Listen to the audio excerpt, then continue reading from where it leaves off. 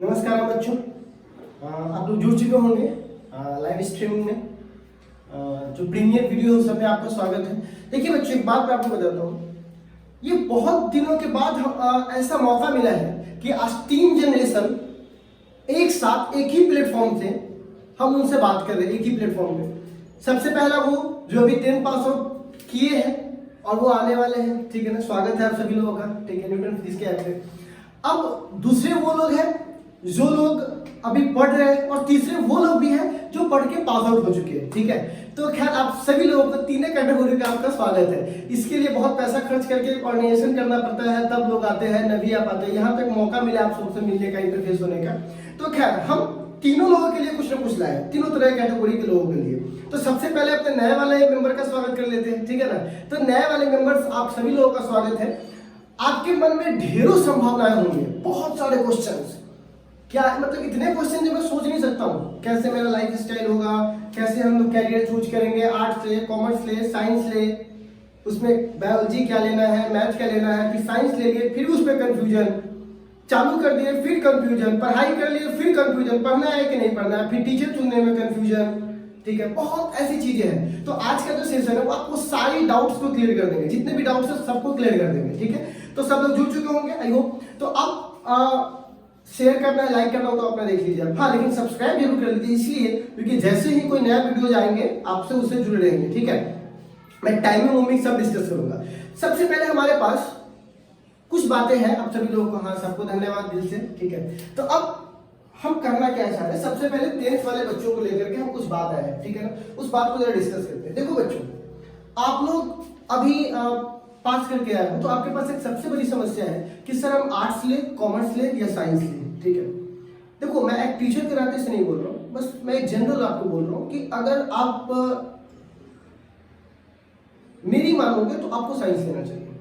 मेरी नहीं, आपको बहुत से लोग ये सलाह देंगे, ठीक है, जो अच्छे लोग हैं, सलाह भी अच्छे लोगों से लेना चाहिए, ठीक है। तो क्या है कि वरना आजकल तो बहुत से लोग ऐसे ही चलते फिरते सलाह दे देते हैं, ठीक है। तो खैर वो उस पर बात नहीं करेंगे। तो आपको ये पकड़ना क्या है कि मेरी मदद, अगर आप मेरा मानो तो आपको साइंस की तरफ ज्यादा बढ़ना चाहिए, ठीक है। क्योंकि देखिए, अगर आप कुछ करना भी चाहते हो अपने लाइफ में, जैसे कि हमको जनरल कंपटीशन करना है, हमको वहां जाना है, हमको यूपीएससी करना है, आप सब कर सकते हो इससे, ठीक है। क्योंकि देखो इसमें क्या होती है ना, आपके माइंड का ना प्रॉपर एक मतलब क्या होता है, इन्वेंशन होता है। आपको बहुत से स्किल्स, इनोवेशंस, सारी चीजें आप इससे सीख सकते हो with respect to other subjects. मैं किसी को यहाँ खराब या कम या ज्यादा नहीं कह रहा हूँ, मैं कह रहा हूँ आप ज्यादा सीख सकते हो। इसीलिए तो पूरी दुनिया साइंस को थोड़ा अपडेट पे रखती है, और ज्यादा जो अच्छे बच्चे होते हैं वो को चुन लेते हैं। खैर, अब हमारे पास एक सवाल आता है कि सर अब हमें क्या करना चाहिए, हमारा क्या प्रोसेस होना चाहिए।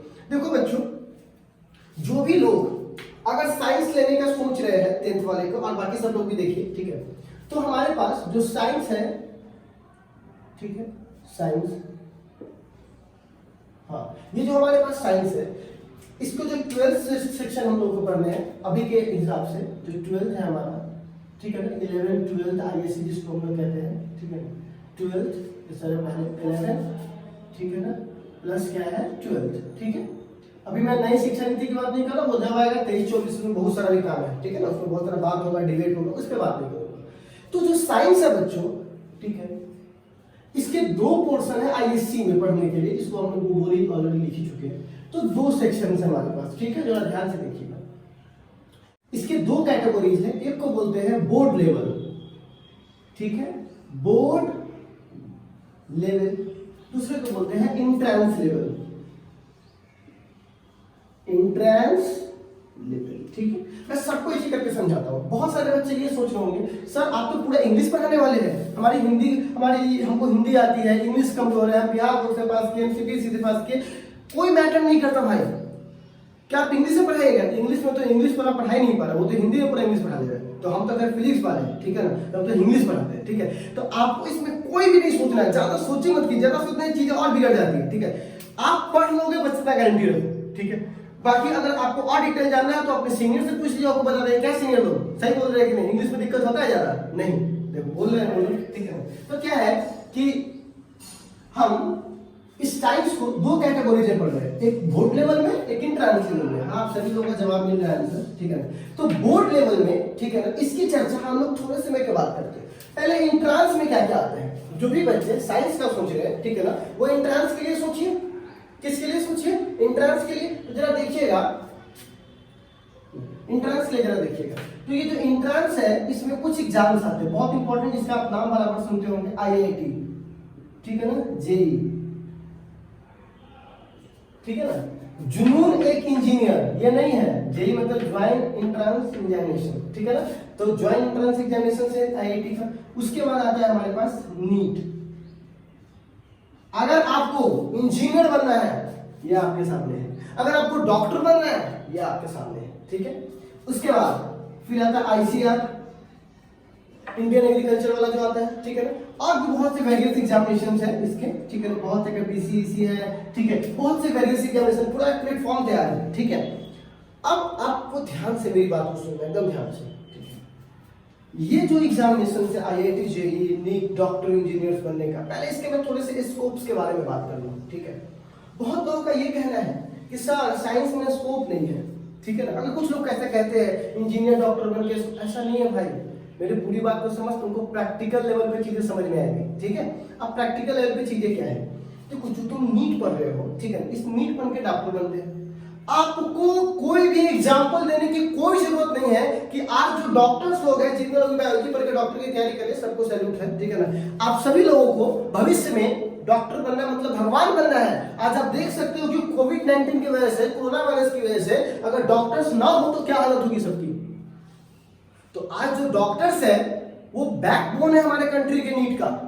तो समझ सकते हैं कि कितना इंपॉर्टेंट डॉक्टर्स के रोल है। रोल की बात मैं नहीं कर रहा हूं, आप करो सर नौकरी। आप एक बात बताओ, आपको क्या लगता है अब आपकी जो मेडिकल इंफ्रास्ट्रक्चर है वो बढ़ेगा या घटेगा? बढ़ेगा। जहां पहले एक हॉस्पिटल था वहां 4 खुलेंगे, जहां पहले 10 स्टाफ काम करते थे वहां 100 काम करेंगे। अब सीतामढ़ी को देखो ना, सदर अस्पताल था, अब उसकी हालत सुधरेगी, वार्ड बढ़ेंगे।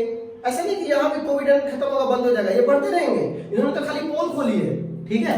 तो आप समझ सकते हो कि कितना ज्यादा जो जॉब क्रिएट होने वाला है वो इस सेक्टर में होने वाला है, ठीक है। तो कहिएगा सर इंजीनियर्स के बारे में क्या हम लोग ऐसे बेकार है? अरे भाई अभी आप लोगों के लिए भी है, पहले समझ तो लो। आप लोगों के लिए क्या है भाई साहब? आप लोगों के लिए ये है कि जो अभी इंडिया चाइना चल रहा है, हम लोग बोल रहे हैं कि हम लोग चाइनीज सामान नहीं लेंगे, तो हम लोग चाइनीज टीवी नहीं लेंगे, चाइनीज मोबाइल नहीं लेंगे, चाइनीज चिप नहीं लेंगे, चाइनीज ये नहीं लेना है, चाइनीज वो नहीं लेना है, मतलब सब चाइनीज चीजों का बायोकाट। हम सॉफ्टवेयर उसका इस्तेमाल नहीं करेंगे, हम उसका टिकटॉक इस्तेमाल नहीं करेंगे, 50 सब बंद, बेहतरीन कर दिया। लेकिन एक सवाल मेरा आपसे है कि जब हम सामान उससे नहीं लेंगे तो कहीं ना कहीं से तो लेंगे ना, ठीक है। तो वो कहां से लेंगे? तो कहता है made in India. Made in India कीजिएगा तो आप एक बात बताइए, जो चीजें विदेश में बन रही थी वो चीजें इंडिया में बनेगी अब अगले 5 या 10 या 15 सालों तक, ठीक है। तो जब वो चीजें बनेगी तो क्या उसको कोई ही बना लेगा? नहीं, उसको कौन बनाएंगे? उसको बनाएंगे इंजीनियर, सॉफ्टवेयर इंजीनियर्स, एप्स बनाएंगे, ठीक है ना। सॉफ्टवेयर आप हालांकि देख रहे हो कि कितना प्रमोशन है, कितनी चीजें हैं। एक तो आप टीवी बनाओ, सॉफ्टवेयर इंजीनियर चाहिए, उसमें हार्डवेयर इंजीनियर चाहिए, पार्ट्स चाहिए, मैकेनिकल इंजीनियरिंग, आपको तेल कारखाना खोलना, आपको पता ना कि आजकल तेल कारखाने के लिए कितना, मतलब हर सेक्टर में बूस्ट है, ठीक है। तो आप आईआईटी अगर इंजीनियर करते हो तो आप इंजीनियर बनते हो, तो यहाँ भी आपकी संभावनाएं बहुत ज्यादा है।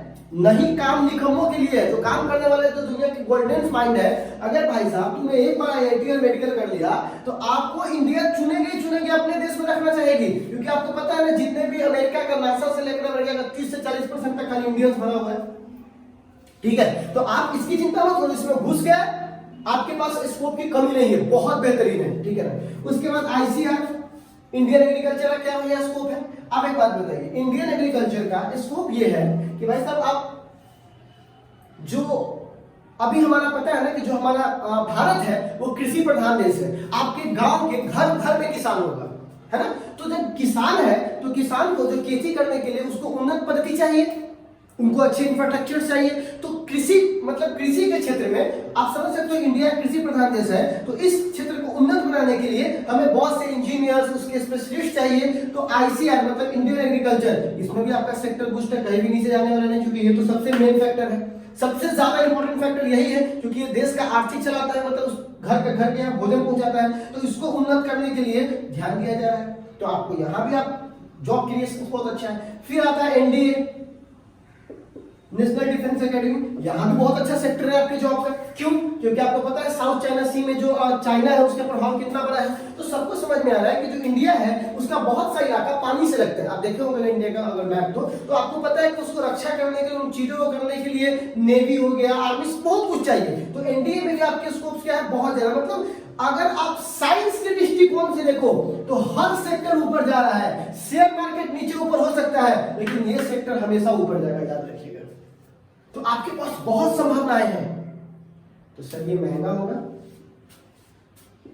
ये महंगा होगा, ये हमारे पास की बात नहीं है। तब तो इतने लोग क्यों नहीं कर लेते भाई?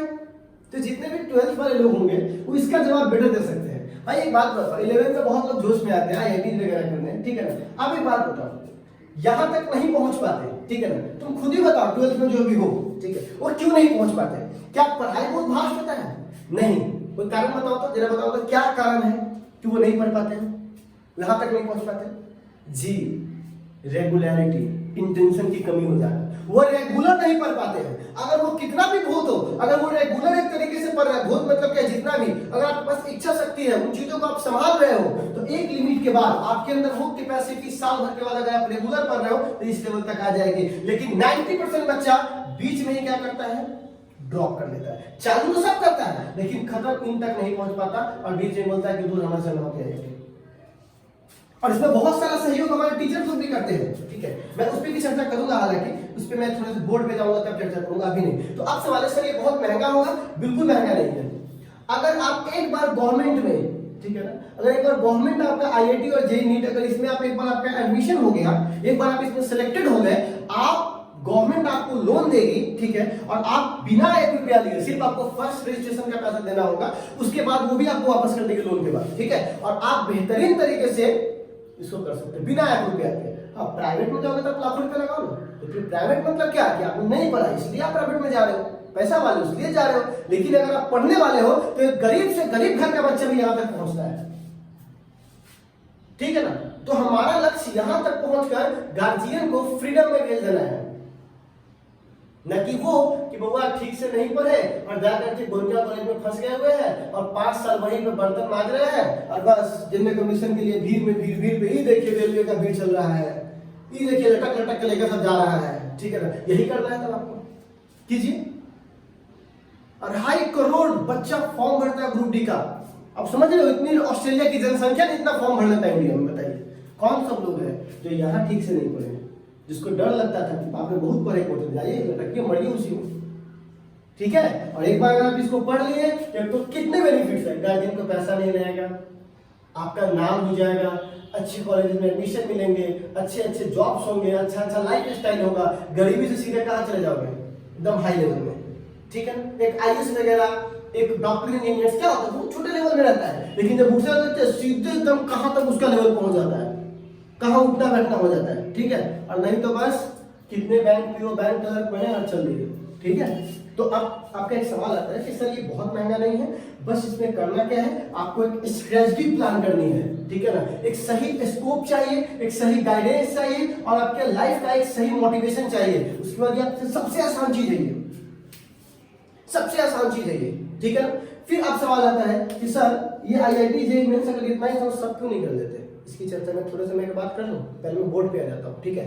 तो अब एंट्रेंस एग्जाम में जो क्वेश्चंस आते हैं वो 11th प्लस 12th से आते हैं, ठीक है।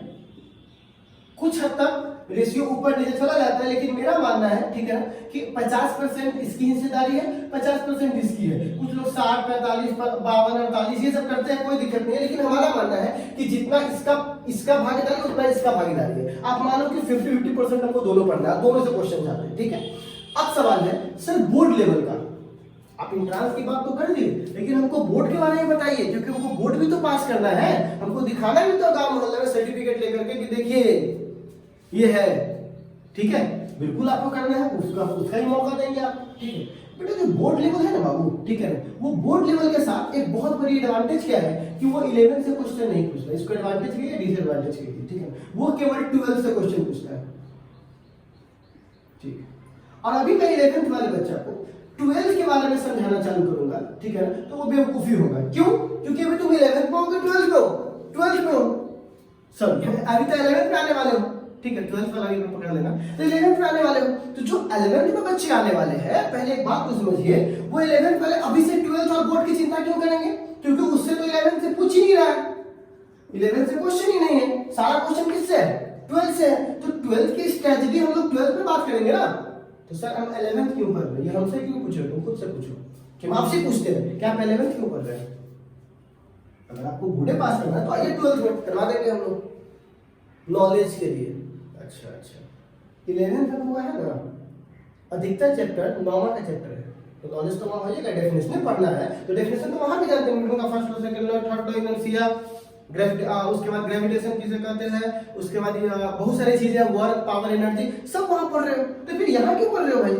सर नॉलेज के लिए। उसके बाद थर्मोडायनेमिक्स 11th केमिस्ट्री में ना वो पढ़ा देंगे, फिजिक्स में पढ़ रहे हो, सबसे इंपॉर्टेंट बात है। तो हम आप बच्चों से इतना कहना चाहते हैं कि जब आपके 11th में आपके बोर्ड एग्जाम से कोई मतलब नहीं है उसको, तो आप क्यों नहीं 11th में अपना मतलब आईआईटी वगैरह एंट्रेंस एग्जाम से रखते हो? अपना जो 11th का पूरा मकसद है वो कहां फोकस करो? एंट्रेंस एग्जाम पे, ना कि ये करने पर कि न्यूटन का फर्स्ट लॉ क्या, सेकंड लॉ क्या, थर्ड लॉ क्या, फोर्थ लॉ क्या, बस ये तो फिफ्थ लॉ क्या करते रहो ये सब। आपको अपना इंटेंशन क्या रखना है? एंट्रेंस एग्जाम का। आपका पूरा 11th किसके लिए होना चाहिए? एंट्रेंस एग्जाम के लिए। हर कर्म अपना करेंगे एंट्रेंस के लिए, है ना? तो अपना पूरा का पूरा जो फोकस है वो कहां बना रखना है? अपने एंट्रेंस एग्जाम पे, ठीक है। तो अगर मैं बोर्ड की बात करता हूं तो 12th वाले बच्चों के लिए अगर मैं बोर्ड की बात करता हूं तो इसके भाई साहब के लिए अलग ही इसका क्राइटेरिया चल रहा है, ठीक है। आप देखो इसमें जो ऑब्जेक्टिव पूछते हैं वो 42, 42 को ऑब्जेक्टिव, इसमें से 35 बनाना है, ठीक है ना। 42 को ऑब्जेक्टिव जो 1 मार्क्स के होते हैं, कितने मार्क्स के? 1 मार्क्स के। उसके बाद 18 क्वेश्चन जिसमें से 10 बनाना है, ठीक है ना, 2 मार्क्स के। और 6 5 नंबरी जो कि होते हैं कितने? 3 बनाने हैं, कितना मार्क्स के? 5 मार्क्स के, ठीक है। ये जो पोर्शन होता है वो क्वेश्चन बैंक का रिपीट क्वेश्चन होता है। अब जाके देख लीजिए हर साल, ये आपको सोचना नहीं है। 10 को देंगे उसमें से 3 को आइए जाना है, एकदम कंफर्म आ जाना है, ठीक है। अच्छा, ई इसमें से क्या होता है? 10 बनाने होते हैं तो 18 होता है, इसमें से 3 को आपको न्यूमेरिकल मिल गया, ठीक है ना। और उसके बाद बाकी जो क्वेश्चन का बहुत आसान आसान, जैसे मोबिलिटी क्या है, ईडी करंट क्या है, एकदम सिंपल। ऑप्टिकल फाइबर क्या है, टीआईआर क्या है, एकदम सिंपल सिंपल। क्या है क्या है क्या है, मतलब आप 70 को 80 को दुनिया पढ़ लीजिएगा तो आपको उसमें से 6 को से 7 को पक्का पकड़ा जा रहा है। 6 को 7 को 3 को 10 के आसपास पहुंच गए, आपका ये दोनों पोर्शन में कहानी खत्म। न्यूमेरिकल क्या है? एकदम बेसिक लेवल का, ठीक है। थोड़ा सा भी रहता है तो मैनेज हो जाता है। अब सवाल है 42, ये 42 को ऑब्जेक्टिव। आप जाके देखिए बहुत सारा बच्चा इसे ही फंसता है। जो अभी आपके पिछले साल का जो टॉपर थे केशव कुमार जिन्होंने बिहार टॉप किया था, वो और एक आर्यन कुमार, ठीक है ना, उस दोनों का फिजिक्स में मार्क्स एकदम 95-94 के आसपास में था, ठीक है ना। उन दोनों में एक सिमिलर चीज क्या थी कि दोनों ऑब्जेक्टिव के बहुत बड़े एक्सपर्ट्स थे।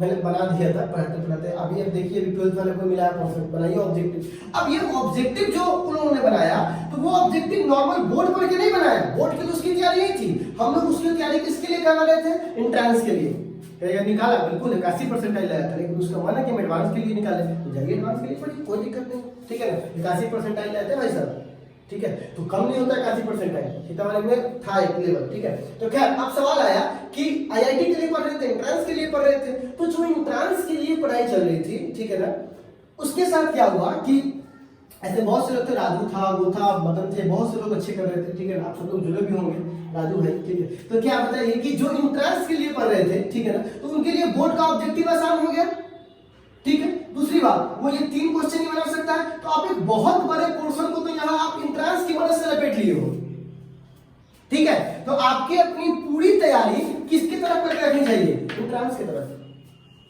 पूरा 11th किसके लिए पढ़िए? एंट्रेंस के लिए पढ़िए। अगर आपको 11th में लगे कि नहीं मुझसे एंट्रेंस नहीं होगा, लेकिन शुरुआत से अंत तक टिकना आपको मेरे साथ, जितना मैं बोल रहा हूं उतना करना पड़ेगा। और अगर आपको लगे कि एंट्रेंस के अंत तक आप नहीं है, आपसे नहीं हो रहा है, तो छोड़ देना एंट्रेंस, खाली बोर्ड के लिए पढ़ के निकल जाना। तो 12th से ना होगा ना बोर्ड, तब तक 11th एक्सपेरिमेंट तो कर लो, देख तो लो कि हमसे हो पी पा रहा है कि नहीं, ठीक है। और याद रखिएगा, मन में शंका हुआ खत्म हो जाओगे। आपको पता है हिरन की जो चाल होती है वो 180 किलोमीटर पर आवर की स्पीड की होती है, और शेर की जो चाल होती है वो 60, मैं चीते की बात नहीं कर रहा हूं, शेर का 60 किलोमीटर पर आवर। फिर भी शेर हिरन को पकड़ लेता है। पता है क्यों? क्योंकि हिरन को यह डर होता है कि पीछे से शेर आ रहा है, और वो जैसे ही पलट के देखता है उसकी स्पीड कम जाती है क्योंकि वो डिस्ट्रैक्ट हो गया और शेर उसको पकड़ लेता है। जिस वक्त तुमको अपने आप पे भरोसा नहीं रहा, तुमको कोई भी 60 किलोमीटर में पकड़ लेगा। समझ में आ रहा है? इसीलिए खुद पे भरोसा रखो और बस सामने दौड़ते रहो, ठीक है? आपको मंजिल मिलेगी, गारंटी मिलेगी। ठीक है बच्चों? ठीक है, इसलिए यहाँ पे ध्यान देना है कि आपको अपना लेवल किसी तरफ रखना है, इंटेंस की तरफ रखना है, बिल्कुल भी डिस्ट्रैक्ट नहीं होना है। अब एक सवाल आता है कि सर बोर्ड एग्जाम्स के लिए तो हम लोगों को आप बता रहे हैं कि ठीक है ये करना चाहिए, हम समझ गए, लेकिन जो हमारा एंट्रेंस एग्जाम है, ठीक है, उसमें केवल हम ही कौन है? बहुत सारे बच्चों से हम सुनते हैं कि बगैरे बोर्ड पढ़े ना तो IIT फंस जाता हूँ, ठीक है ना? IIT पढ़े तो बोर्ड फंस, तो सुनते होंगे कोटा गया था लड़का, अब बोर्ड एग्जाम में फेल हो गया, ठीक है? सीतामढ़ी पढ़ता था, IIT निकलवे नहीं करता है। देखिए इसके दो बहुत बड़े रीजन है कि सबके माथा में ये ठूंस दिया गया, ठीक है? आप बच्चे हो, जो हम आपको समझाएंगे वही घूमते आप फिरोगे, ठीक है? दो है, मैं एक बात करता हूँ जरा सा बाहर वाले टीचर्स के बारे में और एक मैं बात करता हूँ घरेलू टीचर के बारे में, स्मॉल, ठीक है? स्मॉल और लार्ज, ठीक है? अपने तरीके से आप देख लोगे, ठीक है? आप स्मॉल और लार्ज देखिए, जो कोटा वाले या बाहर वाले टीचर्स हैं उनके साथ एक समस्या है। पर्सनली समस्या क्या है, अभी तो खैर बहुत एकदम सुधर गई, लेकिन फिर भी है समस्या। क्या है कि वो लोग क्या बोलेंगे आपको कि सर ये देखिए ये फॉर्मूला है F बराबर G इंटू M1 इंटू बट्टा R स्क्वायर, ठीक है? इसमें उन्होंने अपना मैथमेटिकल टर्म दिया, अब बोले इस पे सवाल लगाओ। सवाल कर रहे हैं, बड़ा बड़ा सवाल है, IIT JEE मेंस चल रहा है, ठीक है? अब क्या हुआ भाई साहब, ये तो बना दिए, लेकिन इसके थ्योरी में आपको जो लिखवाना था एक बहुत बड़ा पोर्शन, वो तो आप स्कैप करके निकल गए। क्योंकि क्या कह रहे हैं, बच्चे लोग खुद ही लिख लेंगे, CBSE वाले लिखते रहते हैं ना, तो बोर्ड एग्जाम बिहार वाले वैल्यू नहीं करता, खुद ही लिख लेंगे बच्चे लोग, हो जाएगा हो जाएगा हो जाएगा, जाओ निकलो। अब बच्चा लोगों का नोट सही से नहीं बन पाता, वो तो IIT की तरफ तो फोकस कर लेते हैं, IIT के न्यूमेरिकल्स तो बना लेते हैं, पर बोर्ड के जो बेसिक समझ है, हमारा बोर्ड जिस तरह से चल रहा है उस बोर्ड की समझ उसको नहीं होती, तो एंट्रेंस एग्जाम और बोर्ड एग्जाम में गैप आ जाता है, टकरा जाता है। आपको सुनाई देता होगा कभी कभी रेयर केस में क्या होता है, निकाल लिया पर बोर्ड में फेल हो गया, ठीक है? चलिए, तो आपको यहाँ बेसिक क्या समझ में आए कि हम लोग यहाँ IIT की तरफ तो बढ़ गए थे, लेकिन अपना बेसिक थोड़ा सा ठीक नहीं कर पाए थे। इसके पीछे बहुत से रीजन थे कि आपको सही नोट्स नहीं बन पाया, सही तरीके से थ्योरी को कवर नहीं कराया गया, ठीक है? आपको बस फार्मूला दे करके जिस फार्मूला का सवाल आता है उसको बनाया गया, जिस फार्मूला को केवल थ्योरी के उसको छोड़ दिया गया, ठीक है? अब दूसरी चीजें हैं, स्मॉल के साथ क्या समस्या है, ये भाई साहब अच्छे से जानते हैं कि हमको अपना ध्यान कहाँ रखना है, बोर्ड एग्जाम पर, ठीक है? तो वो क्या करते हैं, बेसिक लेवल तक तो पढ़ाते हैं, लेकिन फिर एडवांस में जा ही नहीं पाते, वहां जाने के बाद देखिए ये लास्ट तक गए, बेसिक नहीं आता, ये क्या हुआ, बेसिक तक तो गए पर लास्ट में नहीं जा पाए। अब ये वाला क्या बोलता है, यहाँ वाले लोगों के लिए लोगों ने क्या मिसकॉन्सेप्शन बनाया कि IIT तो निकल जाता हूं, ठीक है, बोर्ड में फंसा लेंगे। ये वाले में क्या बोला, बोर्ड का निकल जाता हूं, IIT फंसा लेंगे। लीजिए, अब बच्चा कंफ्यूज, उसको करना है IIT। अब छोटे शहर के बहुत से बच्चे क्या करते हैं, बोर्ड के बाद जस्ट अपना रास्ता चेंज कर लेते हैं कि चलो जनरल में चले जाते हैं, कुछ ये कर लेते हैं, कुछ वो कर लेते हैं, प्राइवेट में चले जाते हैं, ये करते हैं, क्योंकि उनको क्या नहीं दिखाया गया था, IIT दिखाया ही नहीं गया था।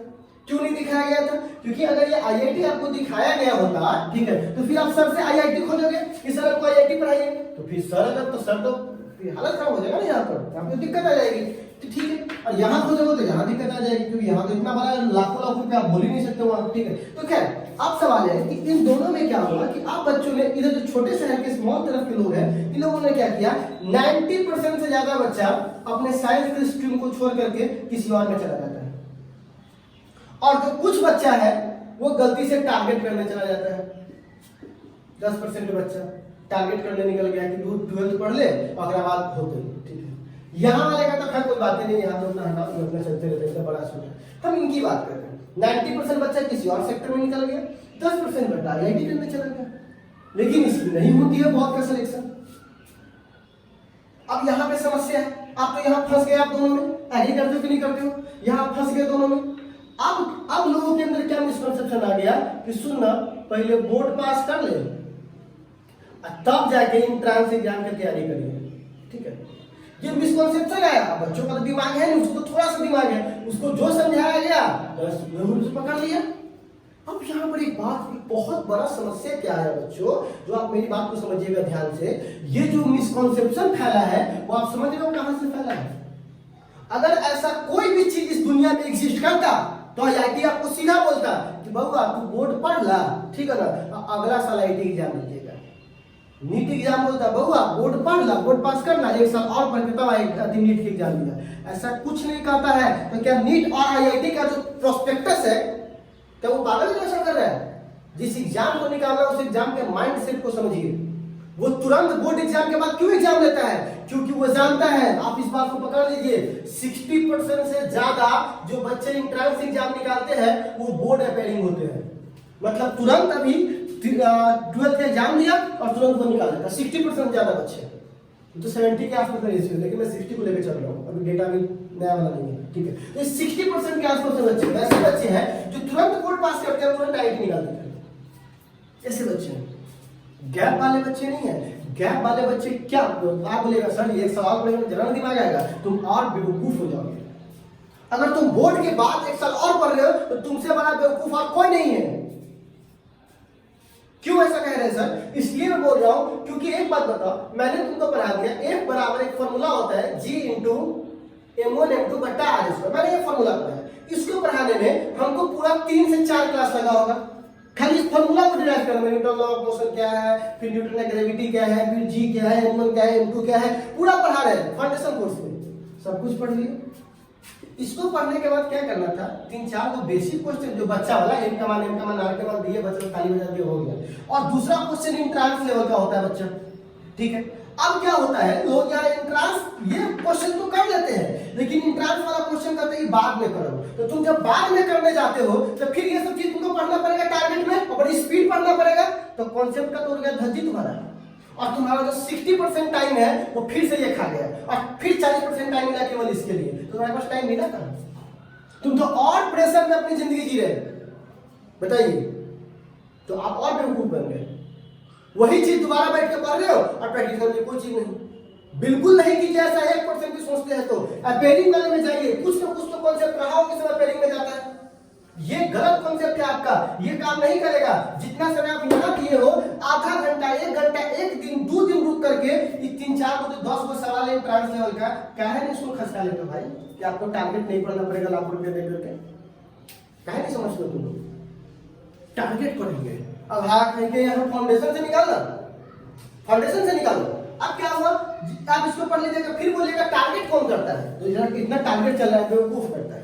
और कुछ अच्छे लोग भी करते हैं। कुछ अच्छे लोग कौन हुआ, अब जैसे मान लीजिए उसका कटअप है 80, ठीक है ना, 80 नंबर। अब मान लीजिए उसको 60 नंबर आ गया, 65 नंबर आ गया, या फिर 70 नंबर आ गया, उसको मन मुताबिक कॉलेज नहीं मिलेगा, 120 पे अच्छा कॉलेज मिल रहा था, 85 आ गया। ऐसे बच्चे सोचते हैं कि अरे एक बार मेरा गया तो सब कुछ पर पढ़ ले है, तो पढ़ता नहीं है। टारगेट वाले बच्चे पढ़ते नहीं है, वो क्या करते हैं, जो काम वो फाउंडेशन में कर चुके हैं और उसको अपनी गलती समझ में आ गई कि हमारा इस साल इसलिए रिजल्ट नहीं हुआ, तो कुछ नहीं करता है, घर पर बैठता है और जो लेक्चर उसको दिक्कत होता है वो देखता है और खाली सेट बनाता है। सेट बनाया, उसको पढ़ा हुआ है, यहाँ क्या करता है, पढ़ने चला जाता है। पढ़िया है कि अपना बात मोमेंटम बनाएंगे, तो आपको फाउंडेशन में सारा कुछ पढ़ना चाहिए और टारगेट में जाके सेट बनाना चाहिए। बोला एग्री करता है कि नहीं करता है? बिल्कुल। तो आपको क्या करना चाहिए, वो सेट बनाना चाहिए। तो सेट पर आपको ध्यान देना है, टारगेट उसी को कहते हैं। टारगेट मतलब क्या होता है, एक साल अपने आप को रोक लेना कि आप इस साल निकम्मे थे तो अगले साल थोड़ा काबिल हो जाओगे, बस समय दोगे। समझ रहे हो? टारगेट चला जाता है, भागा 15 दूंगी 30, 15 को 11 में चैप्टर है, 15 को 12th में, 30 को हो गया फिजिक्स में, 30 को केमिस्ट्री में, 30 को मैथ में। तू 30 या 90 को चैप्टर तू पढ़ ले एक साल में, दूसरा नंबर से पढ़ाएगा ना कर लो। अब तू चैप्टर पढ़ चैप्टर नंबर तो बना ले कोई पर, कितना भारी बेवकूफ बनते हो भाई। बिल्कुल छोड़ दो, पूरा ध्यान रखो कि हमको अपना बोर्ड के साथ साथ एंट्रेंस लेके चलना है। और जो भी गलतफहमी फैला रहे हैं, याद रखो, या तो ये वाले स्मॉल विलेज के टीचर्स हैं, क्योंकि उनको पता है कि मैं आईआईटी के लिए हल्का सी बात की है तो हमारे ट्यूशन बंद करवा देगा तुरंत, तो भागते रहते हैं। तो क्या करेंगे, पुटिंग शूटिंग, जिसको एक नजर में देख के सब कुछ बन जाए, लग जाएगा मजा आ गया। ऐसा नहीं करना आपको, एकदम ध्यान से रखना है फिजिक्स की दुनिया में कि आपका सवाल ऐसा जो आपको सोचने पर मजबूर कर दे। हाँ, सवाल हल्का का मतलब क्या होता है ना, कि आपको ये हो सकता है कि आपको फॉर्मूला प्रैक्टिस के लिए, आपको फॉर्मूला गुड सिखाने के लिए कि जी का मान कैसे रखा गया, एम का आर का, वो एक ट्रायल वर्जन हो सकता है, और फाइनल नहीं। फाइनल ये होना चाहिए कि आप आधा घंटा उसमें फंसे रहो, ठीक है ना। ये क्वालिटी ऑफ लेक्चर होनी चाहिए आपकी, समझ रहे हो? तो आपको आईआईटीज के लिए सोचना ही सोचना है, एंट्रेंस के लिए सोचना ही सोचना है, कल से नहीं सोचना है, आज से सोचना है कि अपना बोर्ड और अपना एंट्रेंस दोनों साथ साथ लेकर जाएंगे। बोर्ड और इंट्रांस ये तो कोई अलग चीज नहीं है बच्चों, ठीक है ना। बहुत लोग कहता है कि बोर्ड और इंट्रांस अलग चीज है। देखो मैं दो शब्द का इस्तेमाल करता हूं, एक को लिखूंगा बोर्ड और एक को लिखूंगा इंट्रांस। ध्यान से सुन, बोर्ड को मैं ए बोलता हूं तो इंट्रांस को बी बोलता हूं, ठीक है ना। इसको बोलते हैं लो कॉन्सेप्ट या कम कॉन्सेप्ट, इसको बोलते हैं हाई कॉन्सेप्ट, ठीक है। तो कोई एक टॉपिक आया है, ठीक है, आप उसका लो कॉन्सेप्ट पढ़ लीजिए तो आप बोर्ड पढ़ लिया, आपको बोर्ड पढ़ना है, बोर्ड पढ़ना है, बोर्ड पढ़ रहे, उसी के कॉन्सेप्ट को हाई कर दीजिए और प्रैक्टिस करवा दीजिए अच्छे क्वेश्चन पर, तो उसको बोलते हैं हाई कॉन्सेप्ट प्लस प्रैक्टिस। इसको बोलते हैं आईआईटी, जेई, नीट, फलना चिल्ला, जितना भी एग्जाम लगा लो, फलना डिस्कना जो भी लगाना है, ठीक है। तो आपको सोचना है, कोई बोलता है कि बोर्ड पढ़ रहे हैं तो मत सोचो कि वो बोर्ड के बारे में बोल रहा है, वो आपको कह रहा है कि बउआ इनडायरेक्टली कि बउआ तुम लो लेवल पढ़ लो। कोई कह रहा है आपको आईआईटी पढ़ा रहे हैं तो ऐसा मत सोचो कि आपको आईआईटी पढ़ा, वो बोल रहा है हाई लेवल पढ़ लो, ठीक है। तो ये आप बोर्ड और इंट्रांस की जैसे ही बोलेगा समझना लो और हाई की बात कर रहे हैं, ठीक है, समझ में आ रहा है। तो एक बात बताइए, जब हम कोई टॉपिक पढ़ रहे हैं तो उसका हम छोटा मोटा वर्जन थ्योरी समझ गए, छोटा मोटा सवाल समझ गए, आप इस कॉन्सेप्ट का इस्तेमाल करके क्यों ना हाई लेवल सवाल को बना लिया जाए, हो गया आपका साथ ही साथ हो गया। अब बोर्ड लेवल के लिए मेरे भाई जब चैप्टर खत्म होगा, जाके देखो तो हमारे टेलीग्राम में दिए है कि नहीं, चैप्टर खत्म होगा तो खाली लो लेवल पे पूछा हुआ क्वेश्चन सबको एक साथ बना लेंगे, जिससे हमारा बोर्ड की तैयारी हो जाएगी, और उसमें से हाई लेवल पे पूछा हुआ क्वेश्चन को अलग छाट के बना लेंगे, जिससे मेरा आईआईटी की तैयारी हो जाएगी। हो गया आपका बोर्ड की तैयारी, इसी में से छटे, इसमें छटे, लेकिन पढ़िए पूरा। तो आप लोग समझते नहीं, कोई भी आपको बेवकूफ बना के निकल जाता है, ठीक है ना। 5-5 दिन 4-4 दिन में चैप्टर खत्म होता है। अब बच्चों एक बात बताओ, ठीक है ना, तुमने जो हाई और लो की बात की, इसमें एक चीज आपको कॉमन समझना पड़ेगा, ठीक है। अब इंट्रांस एग्जाम के लिए, ये इंट्रांस एग्जाम जो है, बहुत सारा लोग आजकल ये कहने लगे हैं कि हम भी इंट्रांस इंट्रांस कहने पर से नहीं होता है बच्चों। और ये आईआईटी का सवाल उठा के ले दो बना देंगे, इससे नहीं हो जाएगा, ठीक है। इंट्रांस जब हम पढ़ाएंगे ना बच्चों, और जब आप कॉपी किताब खोलकर खुद से आंख दम देखकर उसको पढ़ोगे बिना बेवकूफी से, ठीक है ना, गुरु भक्ति छोड़ दोगे, ठीक है ना, गुरु भक्ति ठीक है पर अंध भक्ति नहीं, ठीक है। गुरु भक्ति कीजिए, लेकिन आप जाकर ये कॉपी किताब आईआईटी क्वेश्चन बैंक भी तो खोलिए, आप हमारी पढ़ाई पढ़ लीजिए जो मैं आपको पढ़ा रहा हूँ। उसके बाद जिस बच्चा को भी, ठीक है ना, बहुत सारे बच्चे आईआईटी के लिए नहीं पढ़ाइएगा, फिर नीट के लिए नहीं पढ़ाइएगा, बोर्ड के लिए नहीं पढ़ाइएगा, तुम कॉन्सेप्ट को अलग क्यों बांट रहे हो भाई। टॉपिक में एक टीचर का काम होता है कॉन्सेप्ट को पढ़ा देना, इस कॉन्सेप्ट को पढ़ा देना, ठीक है ना। कब हो सकता है आईआईटी की जगह 5 होने वाले एग्जाम निकल जाए, तो क्या उसकी तैयारी करने जाएंगे? नहीं, फिजिक्स का लॉ समय के हिसाब से नहीं बदलता है बाबू। तो क्या करना चाहिए आपको बच्चे लोग, आप मेरी कॉन्सेप्ट की पूरी बातों को पढ़ लीजिए, मेरे द्वारा दिए गए हाई लेवल लो लेवल जो भी मैं देता हूँ उस न्यूमेरिकल्स को आप बना लीजिए। उसके बाद अगर जो बच्चा भी नीट की तैयारी करता है कि हमको नीट करना है, बिना शर्त से पूछे, कम साइलेंटली, ठीक है ना, जाइए और उस चैप्टर का नीट के क्वेश्चन में चुपचाप बना लीजिए। ये नहीं कि हम हल्ला कर रहे हैं नीट बना लो बन जाएगा, ये कुछ नहीं, खुद से करना है, ये कोई कहने नहीं जाएगा आपको, ठीक है ना, रोज कहने नहीं आएगा। कैरियर आपका है, लेकिन अपना जिंदगी के बारे में सोच में नहीं करता, आपके जिंदगी के बारे में क्या सोचेगा, ठीक है। अब कोई बच्चा आईआईटी जेईई कर रहा है, वो चुपचाप जाए और जेईई मेंस के क्वेश्चन बैंक को बनाए, ठीक है।